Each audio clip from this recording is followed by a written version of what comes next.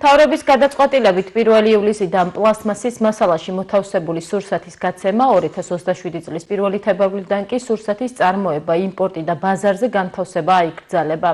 სოფლის მეურნეობის მინისტრის მოადგილის სოლომონ პავლიაშვილის განცხადებით, მარკეტებში პლასმაში განთავსებული სასმელები არ უნდა გაიყიდოს და გამონაკლისის სახით მზესუმზირის ზეთი და 10 ლიტრზე მეტი მოცულობის სასმელი წყალი იქნება.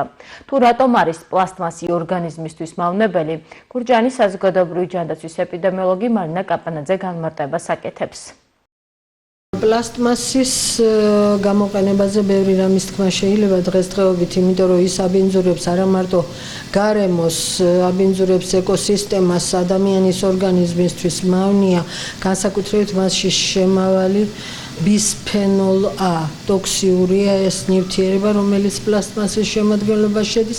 ნებისმიერი პლასტმასის, ეს იქნება ბოთლი, ცელოფანის პარკები თუ სხვა, მოქმედებს ის პროდუქტზე, შემდეგ იმ პროდუქტს ჩვენ მივიღებთ და ორგანიზმისთვის ძალიან საზიანოა.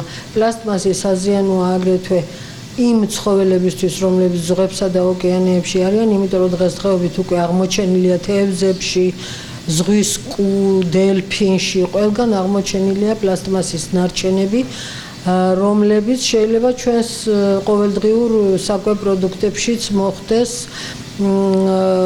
ამ პროდუქტებიდან, თევზიდან დაუშვათ.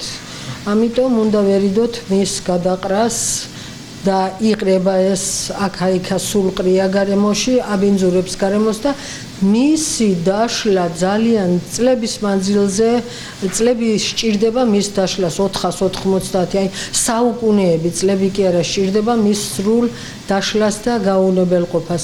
ამიტომ უნდა მოვერიდოთ მის გამოყენებას. დღესდღეობით აკრძალულია უკვე შემოვიდა მთავრობის დადგენილებაც, რომ თეფშები ერთჯერადი ჭიქები დანაჩანგალი, რომელიც სისტემატურად გამოიყენებოდა, უკვე იკრძალება და აპრილის თვიდან ხმარებიდანაც იქნება ძალიან ბევრი წარმოებიდან ამოღებული.